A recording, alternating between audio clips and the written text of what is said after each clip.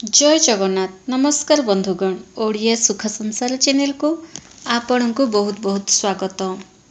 कन्या राशि राशि अधिपति बुधदेव किंतु आमे एही वीडियो रे 2025 रु 2030 भितर आपण जीवन रे कौन परिवर्तन हेबो कारण चारि ग्रह को नहीं ही निर्धारित करा जाय परिबो कि आपणकर ये जो 5 वर्ष भितर कौन सबु जीवन रे परिवर्तन हेबो।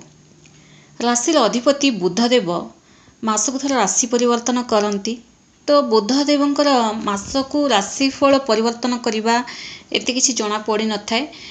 गुरुदेव शनिदेव राहु केतु ये चारि ग्रह गोटे राशि लंबा समय जाए रही था एवं एमानकर फलाफल ही व्यक्तिर जीवन में बहुत किछि परिवर्तन होता है। यही चारि ग्रह जदि शुभ स्थिति रही था तो सही राशि व्यक्ति को शुभ फल प्राप्ति होता है। कन्या राशि वाले शनिदेव 29 मार्च 2025 रे आपणकर सप्तम घर आसी रहिबे केबे जाए 2025 रु 2028 फेब्रुआरी मास 2028 जाए आपणकर सप्तम घर रहिबा। कन्या राशि वाले जदि आपण मन भीतर क्या पसंद करचंती तांको सह विवाह करने को चाहूँगी बहुत सारा चेष्टा करचंती किंतु हेई पारनी किंतु जो आसूची 2025 मार्च 29 तारीख ठारू 2028 जाए मनपसंदर जीवन साथी सह आपणकर विवाह स्थिर हो पारे एवं जदि आपण मैरिड लाइफ रे अछंती आपणकर स्वामी कि आपणकर स्त्री सह आपणकर भल संपर्क रहूना मिसअंडरस्टैंडिंग होची छोट छोट कथार वाद विवाद होची सासु ससुर तरफ रिश्ताटा भल रहूना किंतु ये जो सप्तम घरे शनिदेव आसवा आपणकर बिगड़ी जाइथिला रिश्ता सब बनवा को लगिबो समस्तंक सह आपणकर कथबार्ता आपणक बाणी रे गोटे मधुरता आसीबो आपणकर कथाडा को लोके सुनिबा को लागिबे। शनिदेवंकर सप्तम घरे रहिबा आपणक पई भल रहिछि। पुणी शनिदेव फेब्रुआरी 2028 रे राशि परिवर्तन करिवे एवं आपणकर अष्टम घरे आसी विराजमान हेबे। शनिदेव अष्टम घरे आसी विराजमान हेबा सेही समय 2028 पर आपणकर स्वास्थ्य को आपण ध्यान देबा को ही पड़िबो। गाड़ी वाहन चलेला समय गोटे नियम माने कि चलेबा आवश्यक।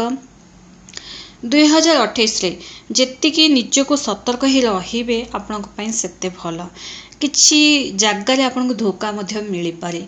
2028 रे टंका पैसा इन्वेस्टमेंट करंतु नहीं तागु करबा आपन भल रही। 2028 पर टिके बुद्धि खटे काम करबा आवश्यक लोकों कथार एते विश्वास करबा उचित नुहे। 2028 पर किछि बड़ धोखा मिलवार संभावना रही किंतु धोखा मिलिले मध्य मानसिक चिंता रहिले जदि आपण लोन नहीं तो लोन मध्य सुझेबे। गुरुंकर स्थिति विषय जानिबा। गुरुदेव मे मासरे ही राशि परिवर्तन करिवे। मे 2025 रे 2026 जाए गुरुदेव दशम घरे रहिबे आपणकर गवर्नमेंट जनित जॉब मध्य हो पारे। कन्या राशि वाले चाहूँगी गोटे भल जगार चाकरीटे करने तो मे 2025 ठारू आपणक पई गोटे भल समय आसुची। गुरुंक कृपा जोगु ही आपण धनवान हेबे एवं ता सह आपणक गोटे भल जगार जॉब मिलिबो भल कंपनी रे जॉब मिलिबो भल सुविधाजनक चाकरी आपण पाइबे। ता सह आपणकर कार्यक्षेत्र जदि ऑलरेडी आपण जॉब रे अछंती कार्यक्षेत्र पदोन्नति हबो एवं निज सहकर्मी सह भल संपर्क आपणकर रहिबो। गुरुंक माध्यम रे आपणक भाग्य मध्य बदलिबो। पुणी मे 2026 रु 2027 गुरुदेव 11तम घरे रहिबे आपणक बाणी रे मिठापन आसीबो परिवार सह भल बुझामणा रहिबो जानवाहन आपण किनिबे सही समय रे 2026 रु 2027 बहुत बढ़िया रही। 2027 रु 2028 गुरु 12तम घरे रहिबे सही समय आपनकर खर्च हबो धार्मिक यात्रा जोग रहिबो एवं ता सह किछि परिवार सह बुलाबुली मध्य गोटे लंबा यात्रा रही 2027 रु 2028। आपनकर धनी हेबार समय 2028 रु 2029 लग्न रहिबे गुरुदेव गुरुदेव जो राशि लग्न राशि रही था से व्यक्ति को कोटिपति करे ही था। समस्ते चाही था गुरु केबे आसी लग्न राशि रहिबे बोली। सबु राशि व्यक्ति आपणकर लग्न राशि गुरु रहिबे केबे 2028 रु 2029 कोटिपति हेबे सेबे आपण। बाकी आपणकर 2025 रु ही भल रही 2025 रु 2028 जाए। किंतु गुरु आपण को धन देवे। शनिदेव अष्टम घर आपण स्वास्थ्य भल न रखिले स्वास्थ्य प्रति आपको जागृत हो रहा उचित। शनिदेव कौन नेगेटिव प्रभाव पड़ूना। शनिदेव आपण को भल शुभ फल ही प्रदान कर। गुरुंकर स्थिति भल जोगु गुरु गोटे शुभ ग्रह अटे।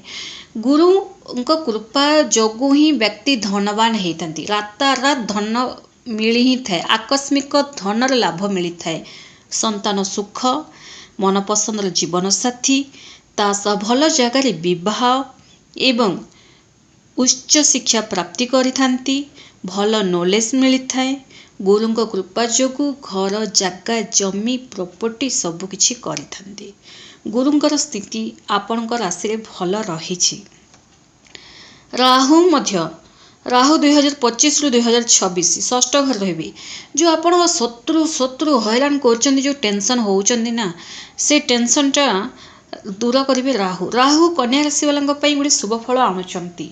गुरु राहु शनिदेव यही तीन ग्रह आपण बहुत शुभ फल प्रदान करछंती। तो यही 5 वर्ष आपण अति अनुकूल अटे। आपण गोटे भल समय आसूची। एबेठारु आपण खुशीर सह रहिबा आरंभ कर दियंतु एवं जदि होउची तो मिठा बांटिबा मध्ये आरंभ कर दियंतु। कारण कन्या राशि वाला 5 वर्ष गोटे सुनार समय गोल्डन टाइम अटे। यही 5 वर्ष भितरे सबु इच्छा पूरण हेबो। किछु तो गोटे करिकी देखेबे एवं निजर भविष्यत जोड़ा कि वृद्धावस्था बसिकी खाइला बेले किछि करिकी देखिबे। माने 12टी राशि कन्या राशि मानकर ग्रह स्थिति बहुत शुभ फल रही। किंतु नोट करंतु 2028 रे आपन को किछि न किछि जगह धोखा मिली पारे एवं स्वास्थ्य रे समस्या देखा दे पारे। आघात हेबार समस्या रही 2028 रे। किंतु धन आसीबो कमेबे जगह जमी प्रॉपर्टी सब किछि करिवे। राहुंकर कृपा मध्य आपणक उपरे बरसुची।